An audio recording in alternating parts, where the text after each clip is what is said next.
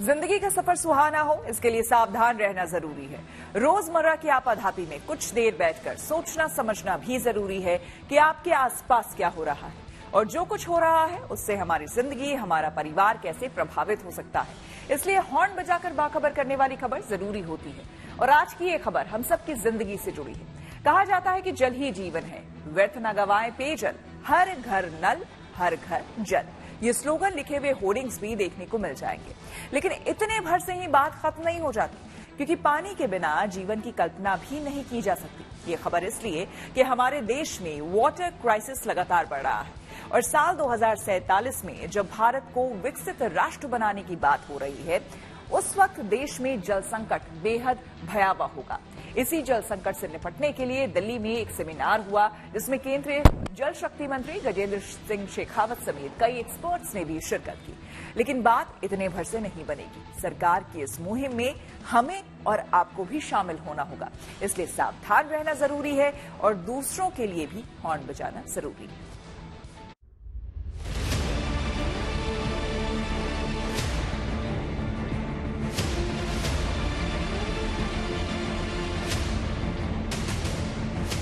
पानी availability, drinking water एक बहुत बड़ा मुद्दा होने वाला है।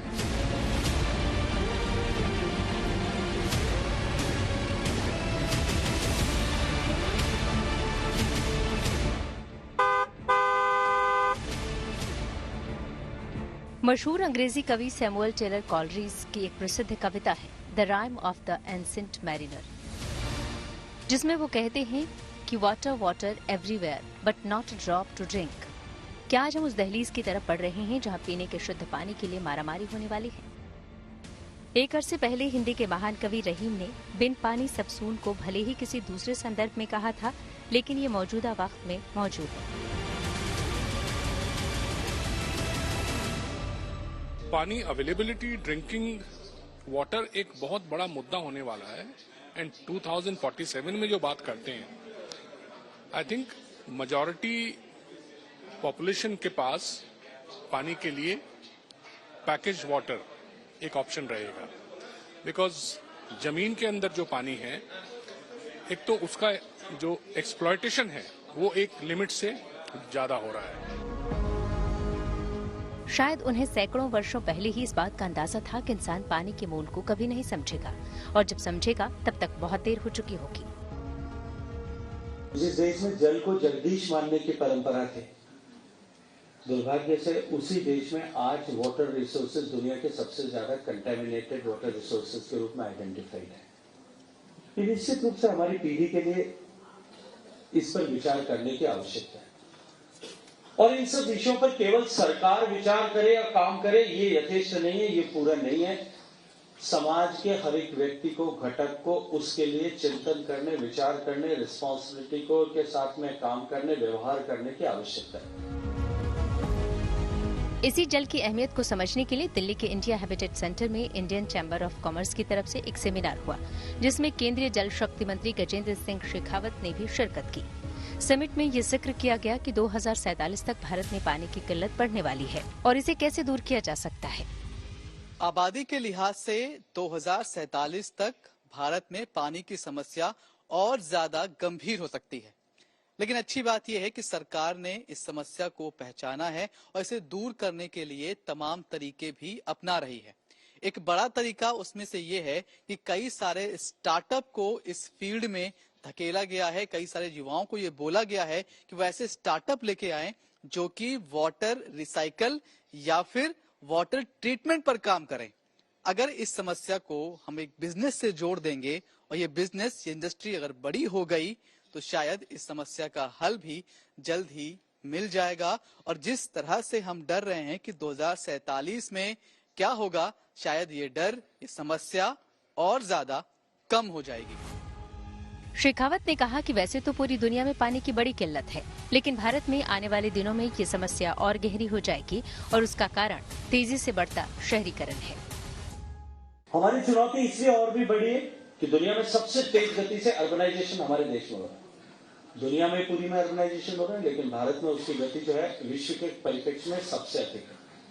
और अर्बनाइजेशन के साथ साथ में वाटर रिक्वायरमेंट और डिमांड्स बढ़ती हैं, हम सब लोग जानते हैं। हमारी चुनौती इसलिए भी है और भी बड़ी है क्योंकि हमारी वर्षा के जल पर निर्भरता जो है वो सर्वाधिक है और हमारे बरसात का जो पीरियड है वो कुल मिलाकर के 45 दिन में हमारे देश की टोटल पानी के जो है आवक का 85% पानी इस 45 दिन की अवधि में है। ये 100% सच है कि पानी के बिना मानव जीवन की कल्पना भी नहीं की जा सकती।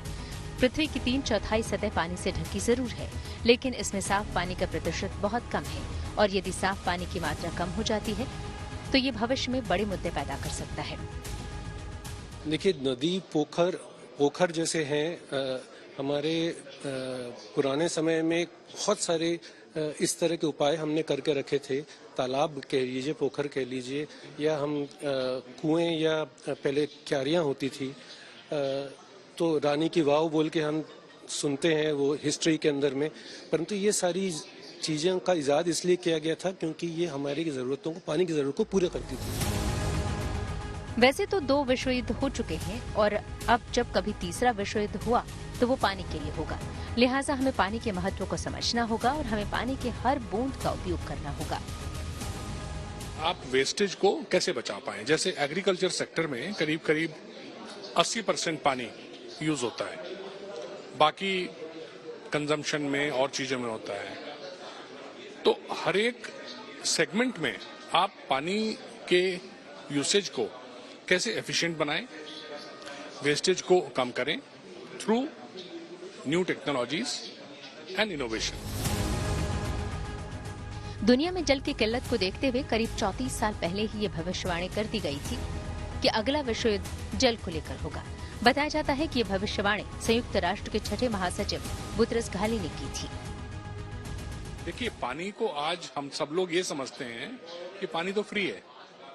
आप हाथ धोते हैं, टैप खोल के बहुत देर तक चलाते रहते हैं, नहाने में जिस तरह से पानी यूज करते हैं, गाड़ियां वॉश करने में यूज कर सकते हैं। हम लोग की पूरी लाइफस्टाइल में पानी का जो है कंजप्शन बहुत फ्री है। तो उसको जब तक आम लोग, हम सब भारतीय नहीं समझेंगे, नहीं सेव करेंगे, पानी अवेलेबिलिटी एक बहुत बड़ा मुद्दा हो जाएगा। ऑयल एक्सचेंज के एग्जीक्यूटिव डायरेक्टर अंकुर पटने का कहना है कि देश में पानी की किल्लत बढ़ती जा रही है, जिसे रोकना बेहद जरूरी है। अपने देश में चैलेंज थोड़ा ज़्यादा बड़ा है क्योंकि हमारी जनसंख्या के मुकाबले जो पानी की अवेलेबिलिटी है वो बहुत कम है।